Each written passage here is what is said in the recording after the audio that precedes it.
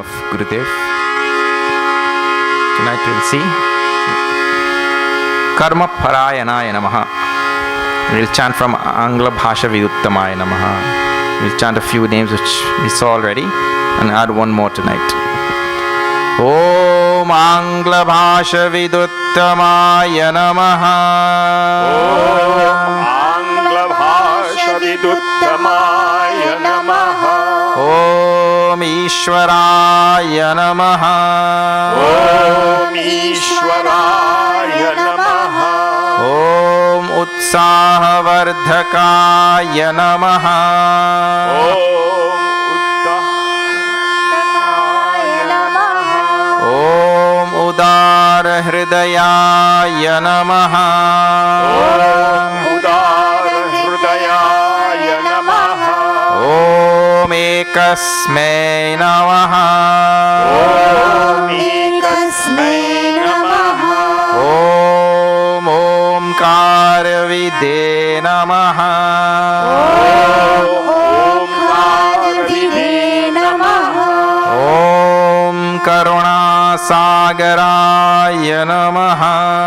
Om Karunasagaraya Namaha. Om Karmaparayaya Namaha. Om Karmaparayanaya Namaha. Om Karmaparayaya Namaha. Om Karmaparayanaya Namaha. Karmaparayanaya Namaha. For those of you who are not familiar with this whole thing, all of the deities will have 108 names. Many of the deities will have 1008 names. And all of the great souls and Mahatmas and all that who have passed through India, you will see that they will have Ashtotara Shata Namavali. 108 names it is called. That is the Sanskrit terminology for it. So, in these 108 nights that we're traversing Trinidad and Tobago and Shakari, Shakari left out from the name of Trinidad and Tobago, isn't it? But we have too many islands, you'll have to add all the names. Anyway, each night we are seeing one more name as we go. So by the time we finish, we'll see all these 108 names. So tonight's name is Om Karma Parayanaya Namaha. Karma Parayana. Karma Parayana means one who is, right? Look, if you look literally at it, it's one who is engaged in actions, right? But English, I tell you, the English words are so poor in their description.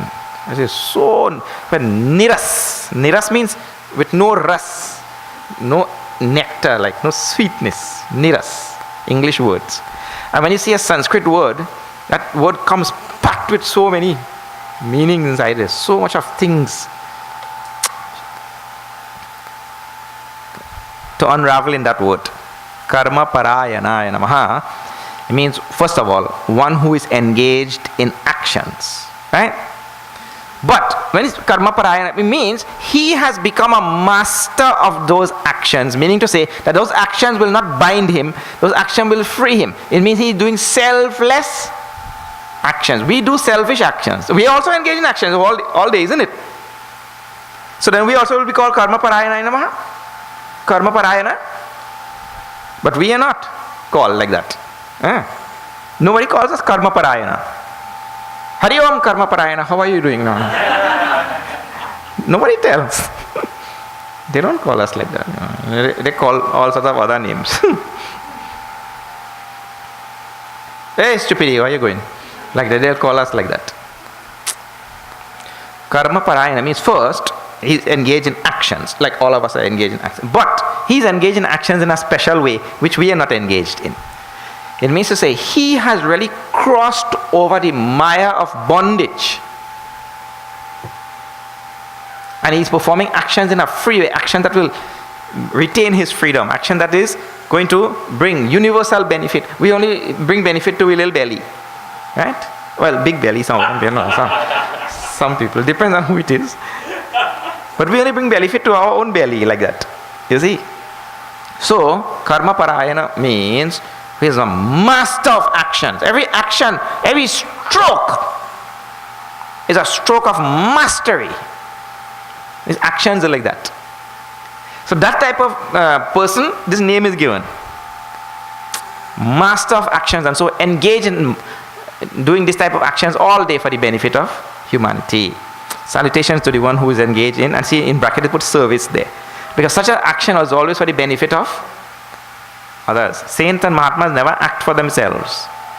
They are like trees and rivers and sun and moon and all. They don't exist for themselves. The sun doesn't exist for itself. It exists for us.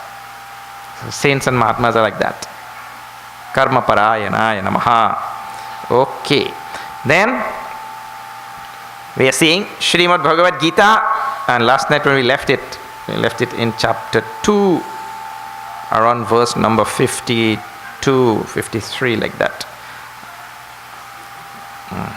53 we finished. Shruti vipratipannate yada sthasyati nischala. You know, people read Shastras, right? And everybody who read the Shastra will get a different meaning. Shastra means scriptures.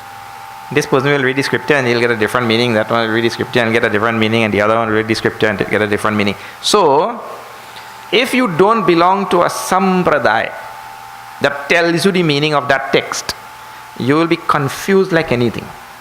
Because Shastra is Shabda Jala Maharanyam. Bhagavan Shankaracharya describes in one place, it is a veritable forest of words in which you will totally get lost. That is why most of our people walk around so confused in their head.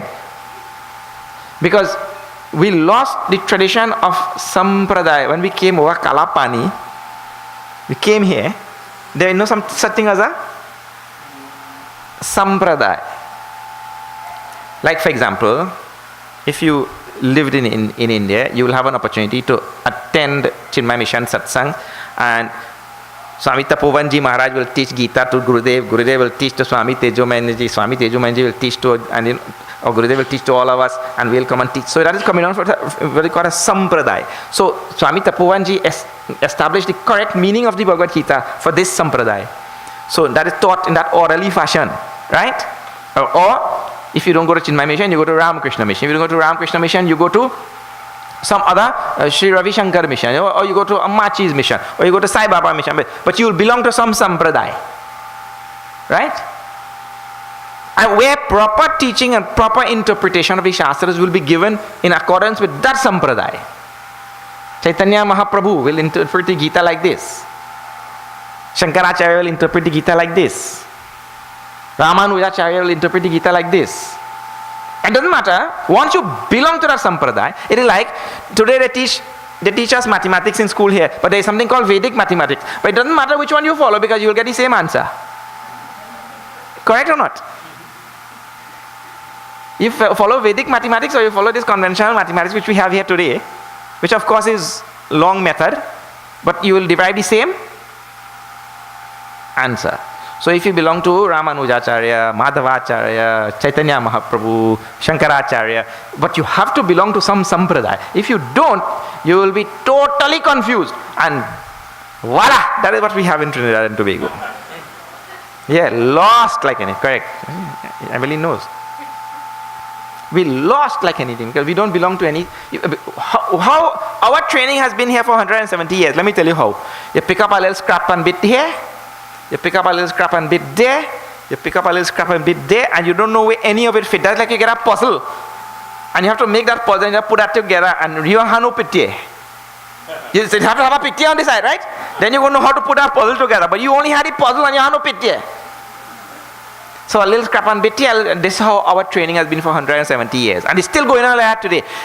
The only organization in this nation that provides proper training according to the sampradaya for Hindus in this country is Chinmaya Mission. I must say that with pride only.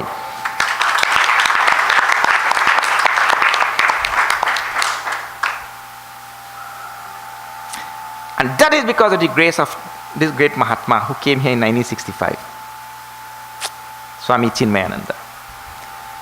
And so, this phrase as Shruti Vit pratipannate. The Shruti will say this, it will say that, it will say that, it will give so many different ideas. And a person who doesn't belong to his sampradaya, when he read this part of Shruti and that part of Shruti, and all of it seems like a jumble in a jungle, it will confuse his wits out of his head.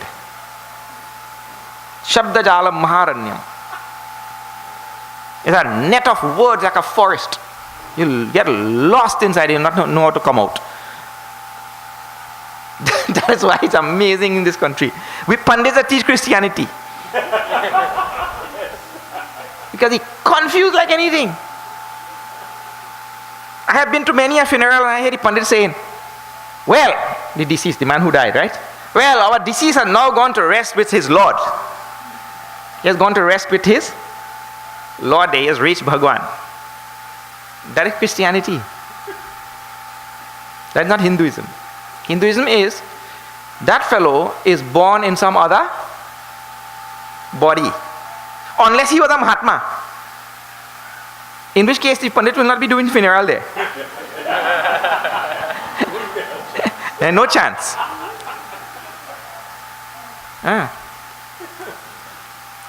No. The person, it moves from one body to the next. Bhagavan is telling in 4th chapter of Bhagavad Gita, everywhere in the Shastras is telling same thing. Punarapi jananam, punarapi maranam. Again and again, birth, again and again, death. And we keep moving from body to body. Bare bhagya manushakta na pawa, sura dullabha sabagrantan hi gawa. The scripture says, so fortunate we have to get this human body. Because we have gone through so many other. But that is Hinduism. But when he goes there, he teaches Christianity. Christianity, when he fell out dead, well, by the end of that, he gone by somewhere and he stayed there.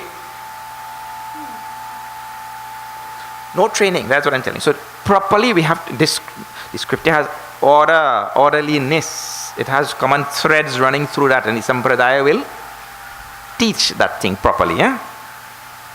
So it is itself claiming here, Shruti vit pratipannate. The Shruti will present so many ideas and they may seem contradictory. The ideas may seem contradictory. But once you belong to the sampradaya, you will know that they are not contradictory. They are ideas which are presented only from a certain perspective and will hold true only from a certain point of view. And you keep moving along that path until you get the absolute truth. Absolute truth. So, but at the lower levels, Shastras will seem to be contradictory. Not contradictory, eh? So, this is what it bewilders the intellect. This is the meaning of Shruti Vipratipanna. Te. And when you have gone through all of that, and yada sthasyati nischala, and you really understand the Shastras and your mind have become calm and stable and steady and clear. He says, samadhavachala buddhihi. That buddhi has become balanced and unmoving, calm and peaceful. Tada yogam abhapsyasi. Then understand you have reached the state of yoga, union with God, union with the absolute reality. That is where we left. Now, from verse number 11 until here, Bhagavan has presented something revolutionary to Arjuna and to the world. And that means because he himself says in 4th chapter, this thing was presented before, right? But people forget, over a long period of time, society decays and it degrades itself and decadence steps in, and people don't think about moksha and mukti and liberation and all that kind of thing. That is forgotten. Like, for example, in our life here in this island of 1.3 million people, right? How many people have you met who is really interested in moksha or mukti? Next week,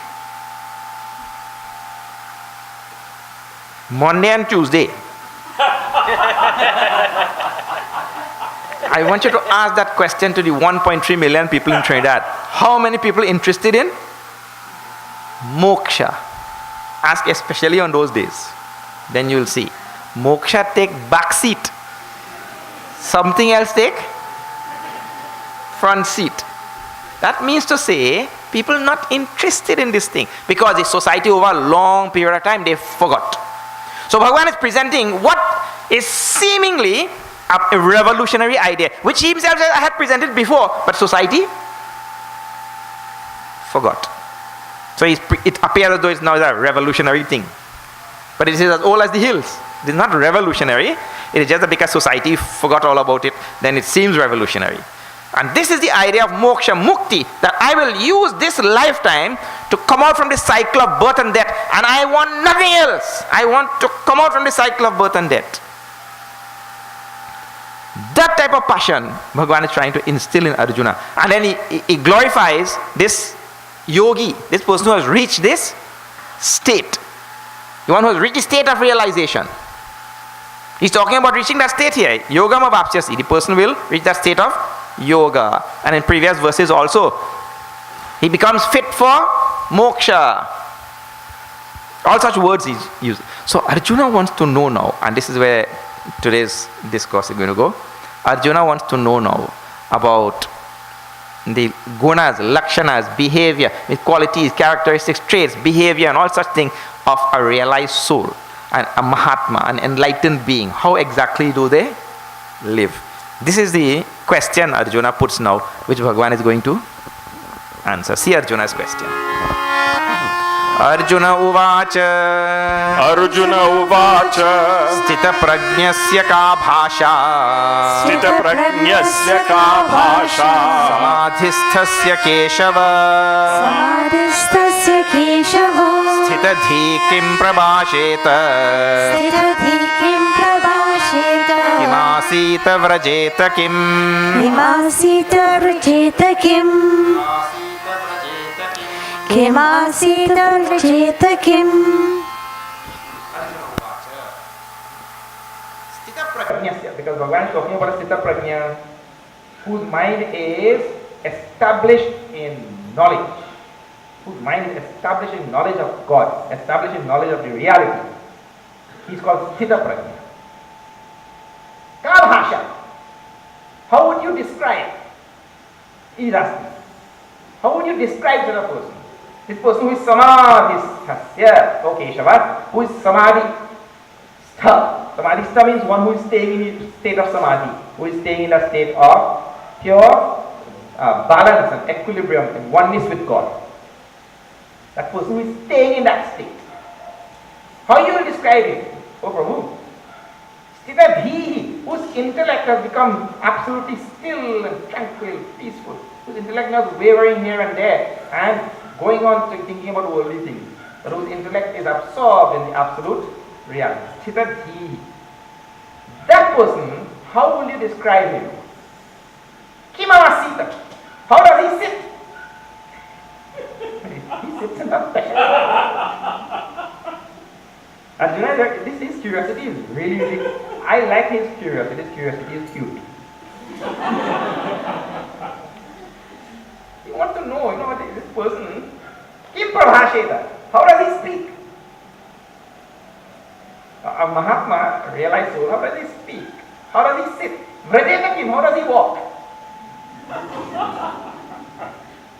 How is his gait? Gait means a front gate like that, gate. Gait means? How does he walk?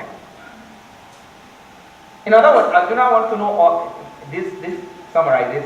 I want to know all about this Mahatma. Because you are talking about a realized soul, an enlightened being, a Buddha. In modern language, they say a Buddha, one who is enlightened. I want to know, how does he live? How does he eat, walk, talk, sleep, laugh? How does he move about? Like that. And Bhagavan describes now, Sri Bhagavan Vacha, from verse number 55. From 55 to the end of the second chapter, till 72, it ends at 72. From 55 to 72 is a very special part of this chapter. It is called as Sthita Prajna Lakshana. Sometimes I do this, recently I have done this portion from there to the end in one yajna somewhere in the States or Canada or something, just recently. That alone comprises whole yajna. It's a special portion of this chapter, because chapter is very long, you can't finish whole thing. So, Sthita Prajna Lakshana. Lakshana means trait, quality, characteristic, like that. Characteristic. What is the nature of the person? What are his traits and qualities and all that? Huh? Lakshana. So the Sthita Prajna. Sthita Prajna means one who is established in knowledge of the absolute reality. What are his lakshanas? What are his qualities and traits? This portion is called like a very famous portion. In fact, in India there is big competition for people to memorize this from 55 to 72. These verses here. For memorization. Now see, Bhagavan replies, Shri Bhagavan Uvacha. Shri Krishna Sharanam Mama, Shri Krishna Sharanam Mama, Shri Krishna Sharanam Mama, Shri Krishna Sharanam Mama, Shri Krishna Sharanam Mama, Shri Krishna Sharanam Mama, Shri Krishna Sharanam Mama, Shri Krishna Sharanam Mama, Prajahati yada kaman sarvan partha manogatan Shri Krishna Sharanam Mama, Shri Krishna Sharanam Mama, Atmanyeva natushtaha sthita prajna sarvochyate Shri Krishna Sharanam Mama, Shri Krishna Sharanam Mama, Sukheshu anudviknamanah Sukheshu vihata priraha Shri Krishna Sharanam Mama, Shri Krishna Sharanam Mama, Vitaraga bhaya krodha Siddhi Shri Krishna Sharanam Mama, Shri Krishna Sharanam Mama, Yatarvatranavisneha Tattatatyarumashubham Shri Krishna Sharanam Mama, Shri Krishna Sharanam Mama, Navinandati nadveshti Tatya pratyapatita Shri Krishna Sharanam Mama, Shri Krishna Sharanam Mama, Yada samharate chayam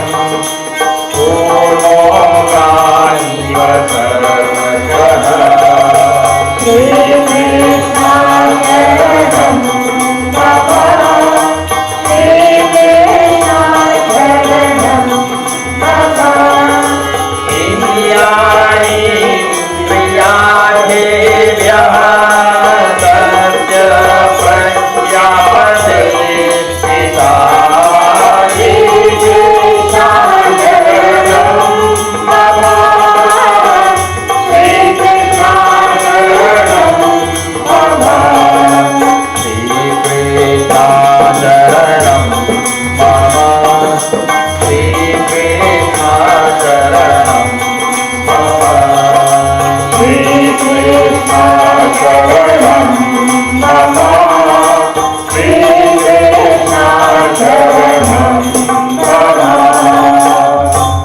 Guru Vrindavan Bihari Lal Ki Jai Shri Bhagavan Uvacha Prajahati yada kaman sarvan parthamano Atmanyeva atmana tushtaha Sthita prajna sadochyate. Vrindavan Bihari Lal ki jai. Now, see Arjuna's question. Arjuna's question is volume 1 now. Arjuna's question is, how does he walk? How does he talk? How does he laugh? Well, like anything. And he's asking about simple. Bhagavan, I'm not going to tell how he walks like that. How is this guy how he walks? Bhagavan, I'm not going to say that. He walks like an elephant. Or he walks like a cat. Or he walks like a mongoose. How is this guy? Bhagavan is describing his inner state. This kind of person's walk and all.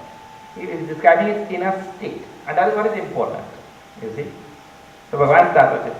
Prajahati yada kaman sarvan partha manogatan atman yevatmana tushtaha tasya sthita prajna tadochyate. That person is called as a sthita prajna, one who is established in the knowledge of absolute reality. He is called as sthita prajna, who, now see the description, atmani eva atmana tushtaha, who is contented in, with and by himself.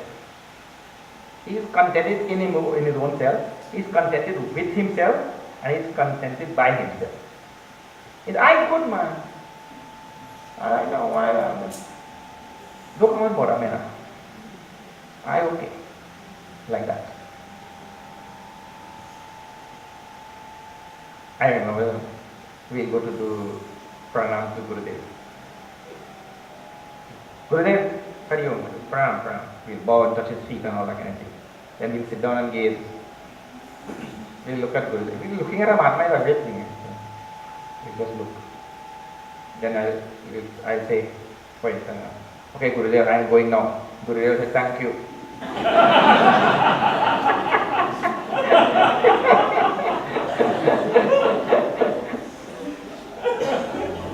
Very much contented all by himself. You come, okay. You don't come, okay. Huh? In our case, oh God, we have been whole day waiting for you. You set me up. That thing upset me.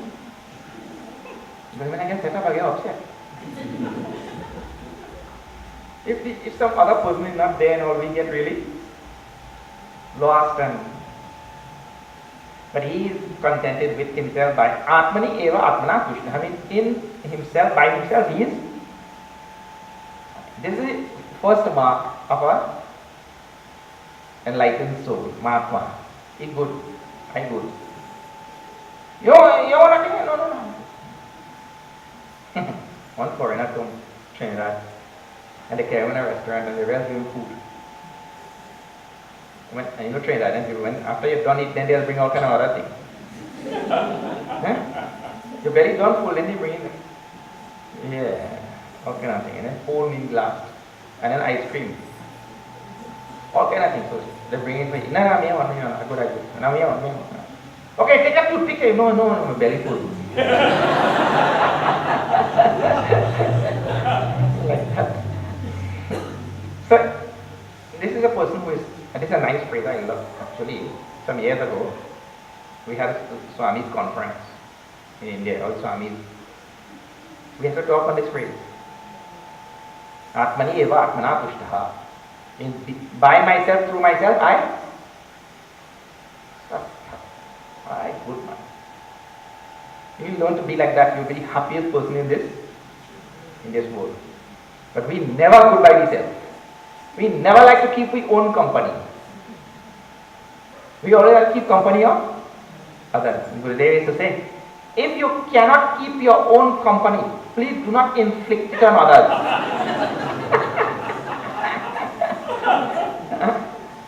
Inflict your company on others. Atmani eva atmana tushtaha. Contented and satisfied and happy by himself. Prajahati yada kaman. One other thing now.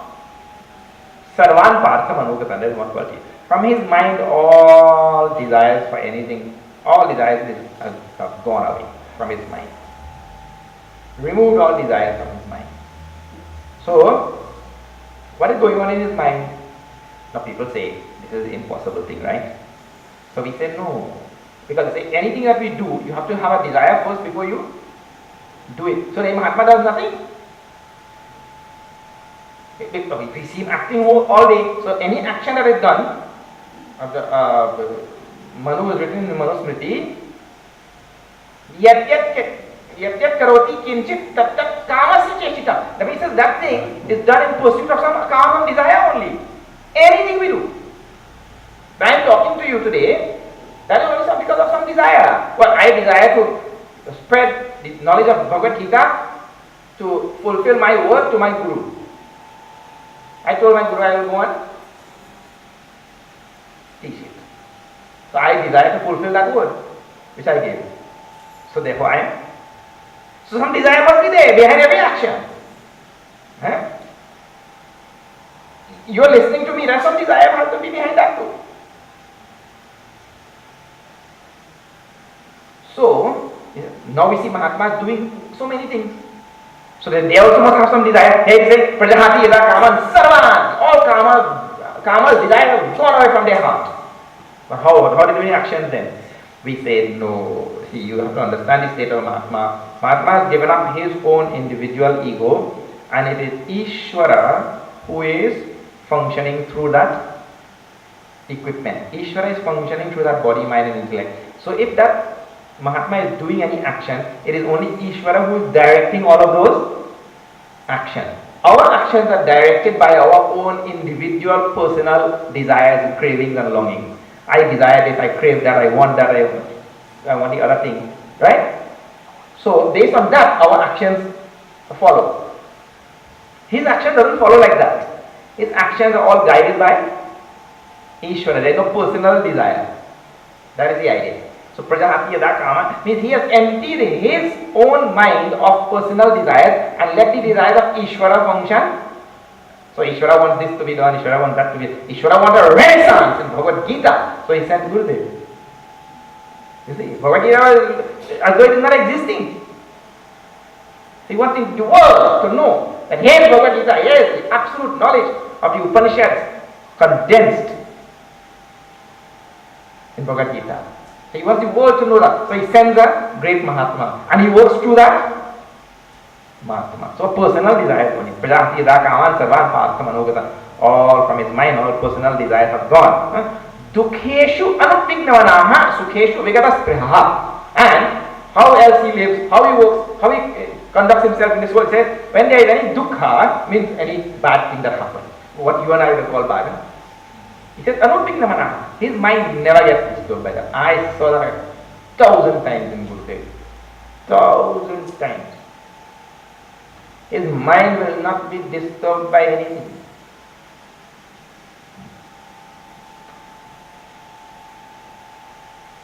Once, I'll show you. Some brahmachari left the ashram. Went away. I don't want to stay in this ashram anymore. I don't like this place. Went away. Went someplace and started his own work and all that kind of thing. And started also speaking ill about ashram and about Gurudev. Both. But of course, this is great path, right? To speak ill about your guru and all that kind of thing is a great path. So anyway, everybody in the ashram angry to him because he's speaking ill about the guru. You know what Guru tell the manager of the ashram? He said, look, for the last 20 years, this fellow in the ashram, right? He has no home, no clothes, no money, no bank account, no nothing. Because he's living in the ashram for the last 20 years. They go get any of those things, right? He tell the manager of the ashram, he said, Nara, take 5,000 rupees and go and give it to that fellow. Because he going to need some money, because wherever he go now, he going to be in real trouble. You take 5,000 rupees and go and give it to him. The same man who talking about who everybody want to kill in the ashram, Gurudev telling you go and give him some money because he's gone back into live in society now and he will have no way to finance his life himself. Gurudev said go and give him some money. Narayana took out the money and give him. So, something which we consider to be such a terrible thing which happened, which all of us consider, that's called dukkha. Means it is an undesirable thing which is supposed to bring sorrow to everybody. And this Mahatma, no sorrow. He said God gave money. Dukheshu anupingamanaha means his mind is not disturbed even in the least. He has compassion for a fellow. Anupingamanaha means a mind that is not disturbed, a mind that is not perturbed, not thrown off balance like that. Anupingamanaha. And dukheshu, in the worst sorrow, Guru Nati Vichari in 6th chapter, even if the heavy sorrow were to come down there, nothing will heal this. Take it. It happens. This is the meaning of the phrase. This is how he lives. And the next phrase is Sukheshu Vigata Spreha. And when some great, desirable thing happen, that time also Vigata Spreha. Okay. It happens. Like if you win the lottery, yippee! So you can't stop dancing, isn't it? Beside yourself with joy. Like that. The man who sees his wife win the lottery. He watching the lottery like that. So his wife not home. She was not home at the time. So he watching the lottery, she take it on the table. So he watching the lottery like this. And the thing come on television. The numbers came. Oh my God! My wife win 10 million. And she's a heart patient, but tell she that when she come home. Ram Nam Satya hai. How to do it? She went out to a pandit, local pandit in the village. She said, Baba, look, my wife win $10 million. I don't know how to tell she that, she's a heart patient. Baba said, what are you worried about? That's where Baba there for.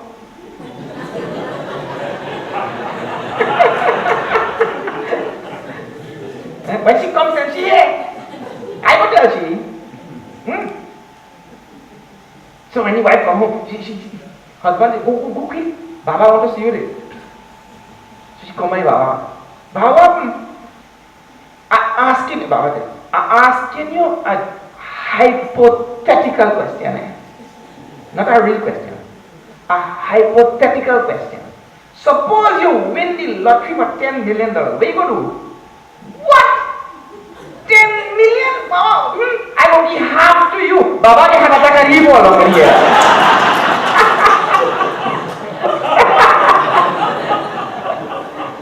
He wasn't expecting that he would have 5 million. This is when we hear some joyous news, some great thing, when you get the exam result and you make straight A's and woo, yippee, jump in for joy. So if some sorrowful thing comes and some joyous thing comes, he maintains a balance. We are the ones who decide we get depressed and we sink into oblivion, or decide we jump in jubilation. The whole world should know. So we are the ones who are like that all the time. But he is samatvam. We saw in the previous verse, samatvam yoga uchate, balance all the time. See? This is how he lives. And if we have to get there, we have to start practicing that thing, isn't it?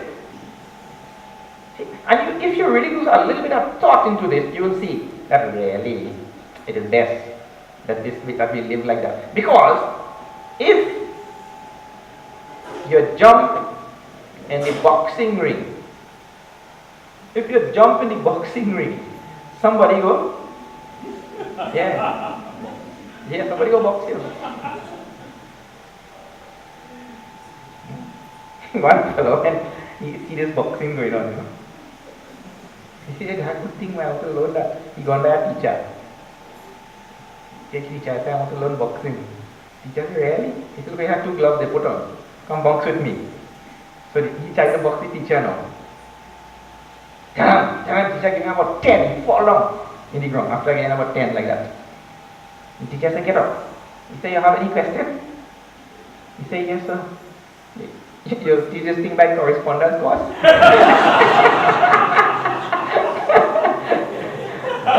You have any online course there? If you jump in that ring, you will get It means to say, this is a world which is made up of the pairs of opposites. There is joy and sorrow. There is gain and loss, victory and defeat. If you jump into that, you will be going from side to side. He maintains a balance, an equilibrium. Gita is teaching equilibrium from beginning to end. We saw this word many times. It is the shortest word in the Gita, but the most important word in Bhagavad Gita. They call it Sama, 2 letters, Sama. And that word in various forms comes through the Bhagavad Gita. Samatvam, Samadukha Sukham Dhiram, Sukha Dukhe Same Krita Sama. Balance, equilibrium. Let the world go on. You just maintain that equilibrium. Vitaragava krodha sthitadhihi muniruchyate. Vitaraga means he has gone beyond likes and dislikes. Vita means gone beyond, transgressed. Vita. You know, wonderful, what you call word in Sanskrit. The root for that is eat. Eat. Short E, 1 letter. That is the global root. To go is gone beyond. What? Likes and dislikes. It's a wonderful thing. Our likes and dislikes are so strong. And all of these problems in society and breakup in marriages and so many problems in society, all based on likes and dislikes. I have too much of strong likes and dislikes. It is not no problem having likes and dislikes, but we should not insist and have a strong insistence that it should be the way in which I like only. It's okay. And you see in the house, a parent always complains to me, "Samji, anything I cook, them children don't like." I hear that all the time. And if I carry them for fast food, junk food, all the thing on the street, and the fried stuff, and you want slight, medium, and hot, and all them kind of, if I carry them them eating, they're not down the line. So that's because, and they tell me, I tell them, well, the chip don't fall too far from the block, The chip don't fall too far from the block. Isn't no Swamiji? How you could say that? Look, I will well eat baigan, and I will well eat karaili, and I will well eat okra, and when I get them children, they want none of that. How you could say the chip don't fall too far from the block? Let me tell you something. We are not talking about the specific item which you like or dislike. We are talking about the general inherent tendency which you have been carrying for years, lifetime. You have a very strong life, and that inherent tendency is what we are talking about. That will manifest itself in various ways. So you may not dislike baigan and okra and karaili, right? But you dislike some other things very strongly. So that dislike is there inside of it. It is that dislike which has been transferred to the children, and they just dislike what you like. We are talking about an inherent thing which gets transferred over, not the item. You see? So this strong likes and dislikes are there in all people. We want things to happen only in a certain way. Man, woman, child, you see that stand in front of the mirror.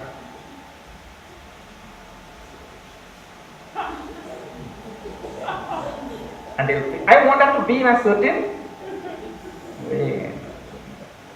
I like it when they like this. You know, like that. And colors, different colors. I only like green. Some people only like bright colors. Some people only like dark, dreary, gloomy, dismal. I just joking. You like what you like. Just being a little dramatic,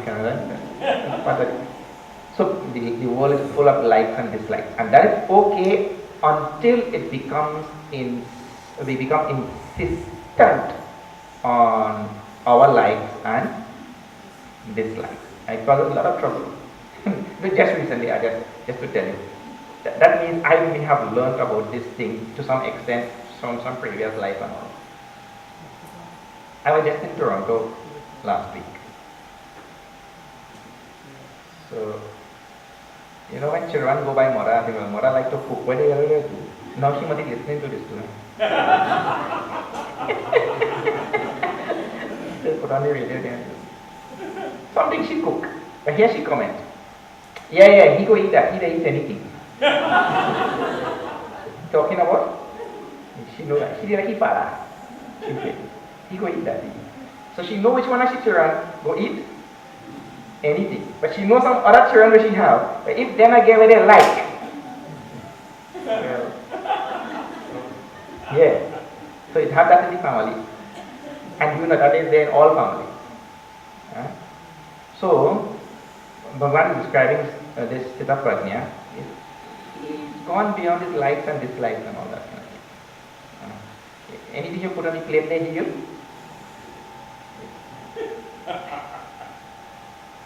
Once our Gurudev went to somebody's house, So, that Amma, these lady, women in the house, the wives, they love to feed Swamis, I tell you. If we don't watch out what we eat, we'd be dead by now, I tell you. So, Amma bring the South Indian banana leaf. Gurudev of South Indian, so they feed them on banana leaf. Put the banana leaf there and wipe it out and it's nice. And then he started putting rice and all the South Indian rasam and samba and all the different things that they make in South India, put there, right? And then she brings somebody hot sauce, hot chili pepper sauce and put it right on the side there. And Gurudev thought, and she asked him question, Gurudev, where you born? More than father alive? How many siblings? She asked him all the questions while putting all of these things also. So when she gone back in the kitchen to bring some other food, he's seeing this hot sauce a little bit on the corner there, He said, this thing, he just mix a little bit right and he eat all that. He want to get rid of that, But he want to enjoy the samba and, because South Indian samba and rasam and all that. Wow, pretty real nice, Real and all. Oh. So he thought that. So that Amma come back in the kitchen that time. She see this thing gone. She said, Gurudev like he like that. Like she put some more in. She put some more in over that one was. Oh, Bapre. And she asking how many siblings and all that kind of thing like that. And she put some more again. She gone back in the kitchen, come back, he eat out that too. When she come back, she see that thing missing. She take up that bottle again to put there. He say, Amma, let me tell you something. We are 3 siblings. And if you put that pepper sauce there one more time, we will only be 2 siblings.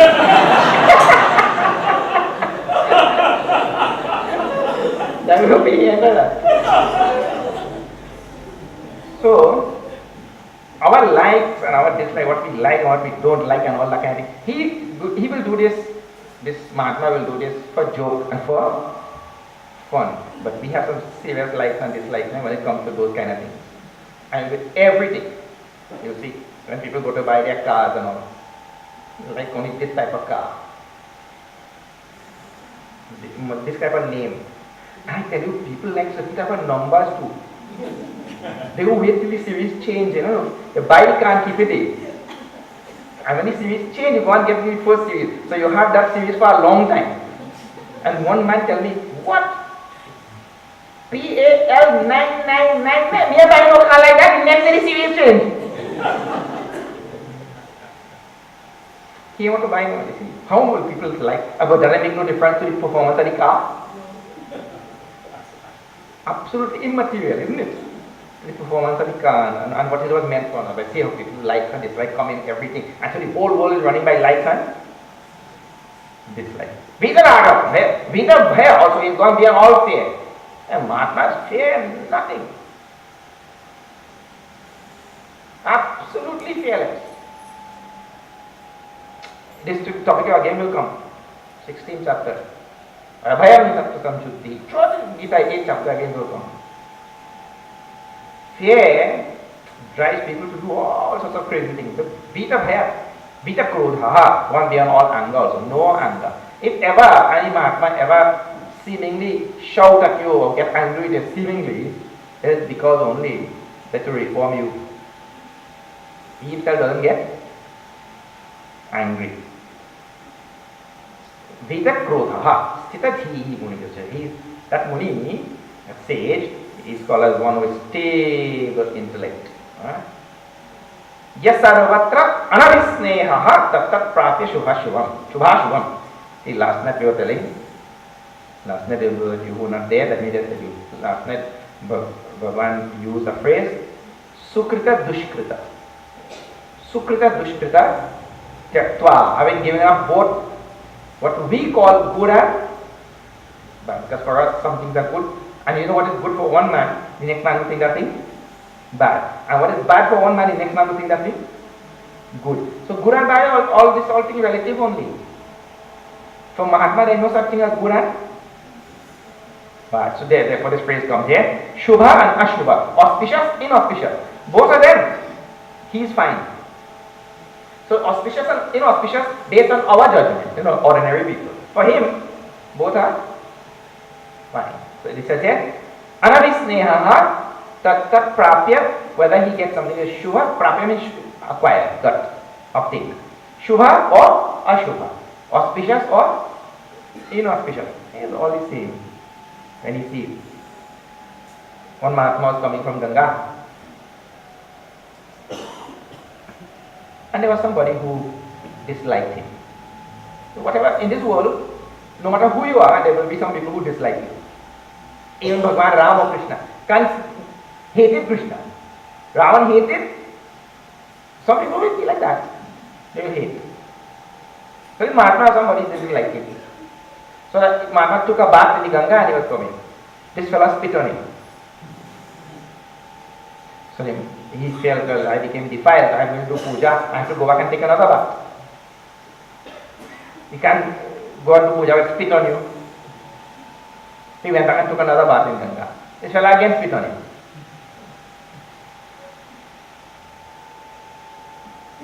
Like that, this man spit on him 108 times. That Mahatma said in the end, Bhaiya, I must touch your feet. For the first time in my life, I took 108 baths, all by your grace. We just sing 108 bhajan, we just, 208 mala and all that kind of thing. He take 108 baths in Ganga. I take all this because of your grace. So that is what we call Ashubha, inauspicious thing. But whether Ashubha, whether it is Shubha, auspicious, means good or bad. He, like we say in the Western language, he cool. He cool like a fool.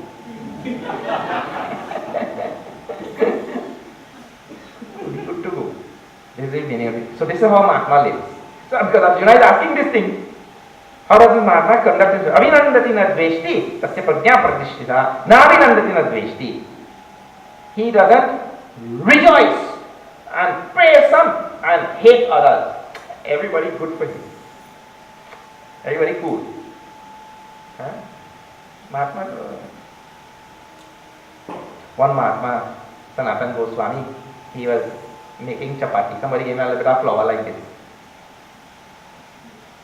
So he come and he sit down and took piece of stone there and a piece of tin can cover and put it and light a little fire and he make a chapati. So he make a little thin chapati, thin roti like this. He make a chapati and he put it here. And when he make the second one and you look here, that one missing. But he Mahatma, Bhole Bhali, is a simple fellow. He put the second one to and he making the third one now. When you look here, the second one missing now. So he decided, he said, when I'm putting this third one, I'm going to watch where he going. When he put the third one there, and making this fourth one, he keeping the eye on the third one. A dog come there. And the dog grabbed the third one also. And so he realized this dog way. So he carried a little vial like this, a little container there with a little spoon. He take up the vial and the spoon and he run after the dog. He said, "Hey Bhagwan, wait! You eating that dry chapati with no ghee? I have to give some ghee also." He ran after the dog to give him some ghee because when they make chapati, they also a little ghee to make a chapati soft. So in this dog also you see Bhagavan and run to give. How you go eat chapati without ghee? Na abhinandati, na dveshti. Even a dog he doesn't hate. Oh, a dog who steals roti. Even a dog also he doesn't hate. You run to give him ghee.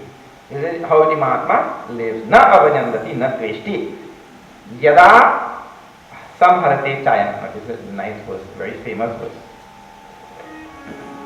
Based on this verse, we chanted already. We chanted once more.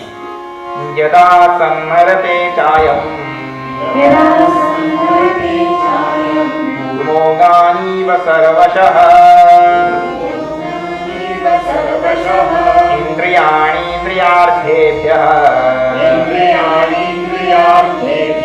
Tasya prajna pratisthita. Tasya prajna pratisthita.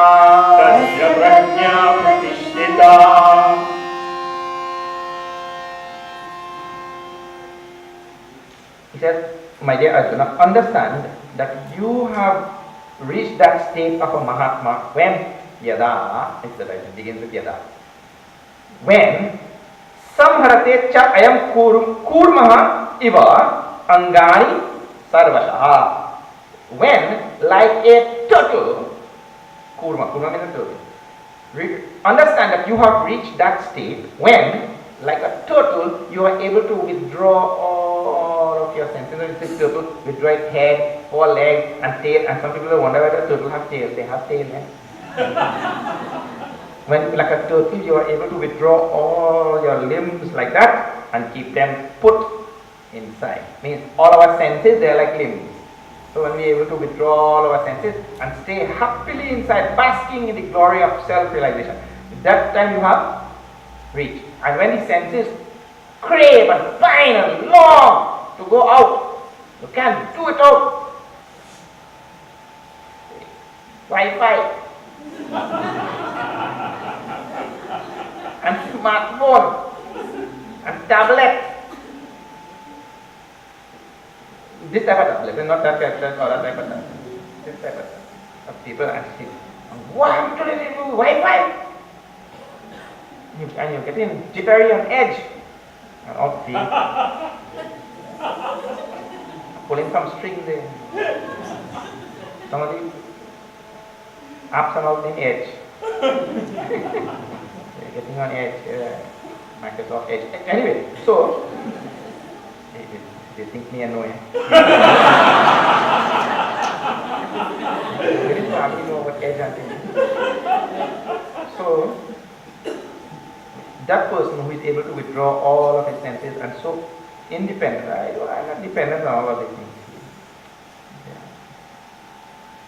So the Pandit is there and I think so many back here. He just take up himself sometime and go and stay in the mountain for 2-3 days running. And you'll hear one thing when we go in the car. What is that? Well, one good thing, he doesn't have no Wi-Fi day. Cut off? Yeah, no connection, no connectivity, no data and roaming.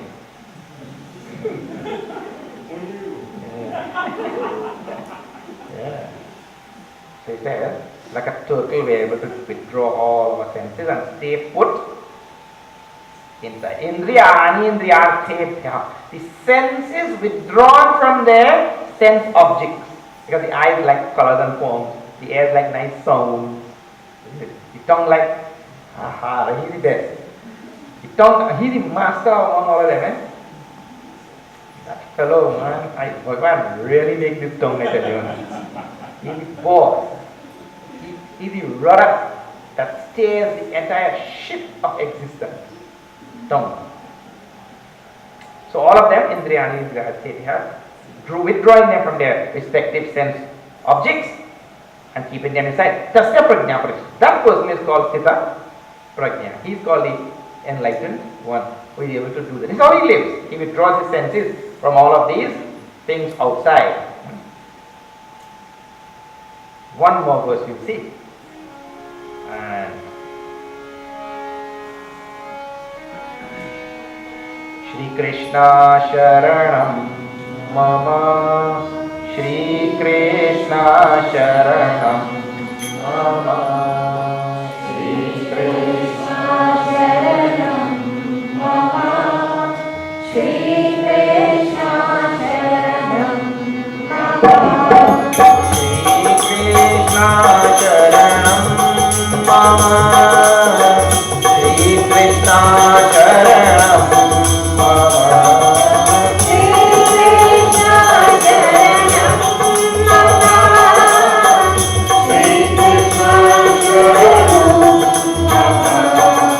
Vishayami Vartante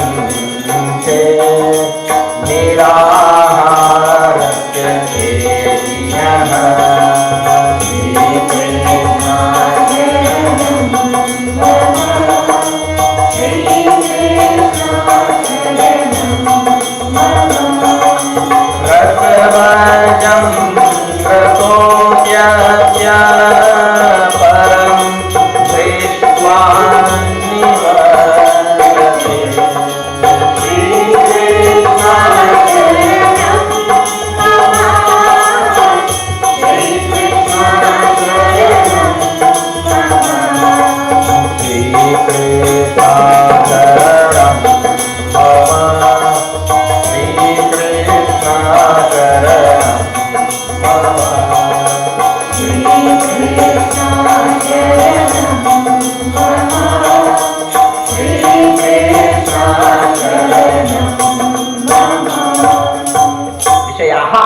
Vishayaha means objects. Vinivartante. Niraharasya Dehinah. Dehinah means the one who is living inside his body. Jiva. The one who is living here, who moves from body to what you call a Dehinah. I explained that on one of the previous nights. A Dehin.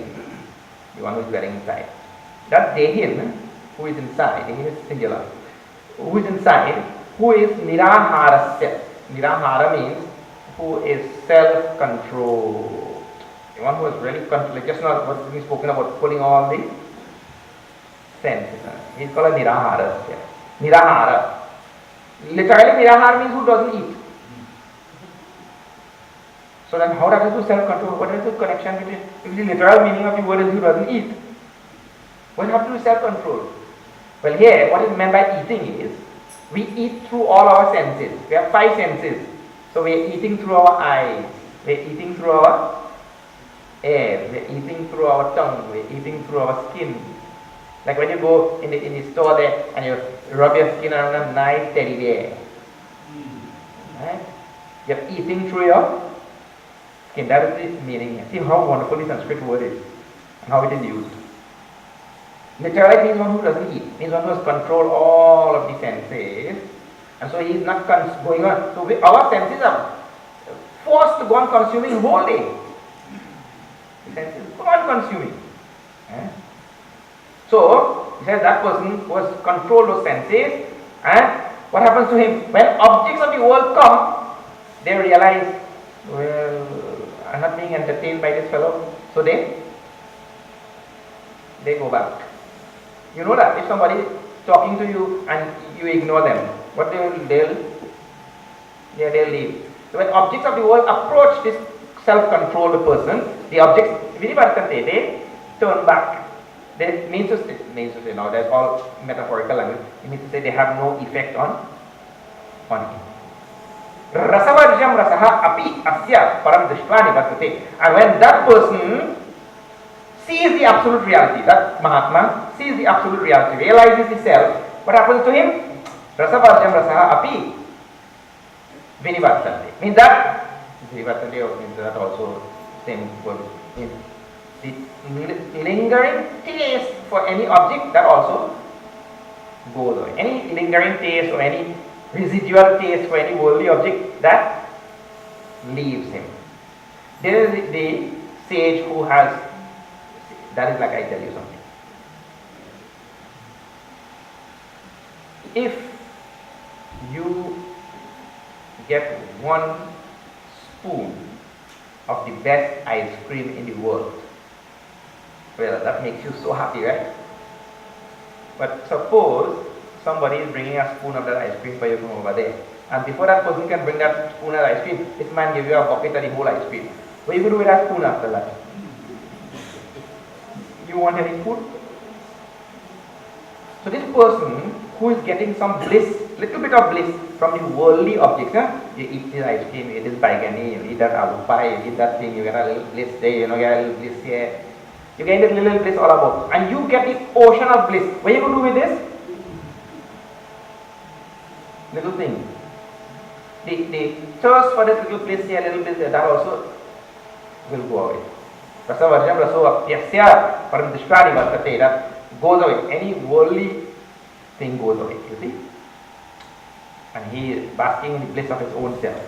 These are the gunas, traits, characteristics of a Mahatma. This will not end. This will end only the end of this chapter.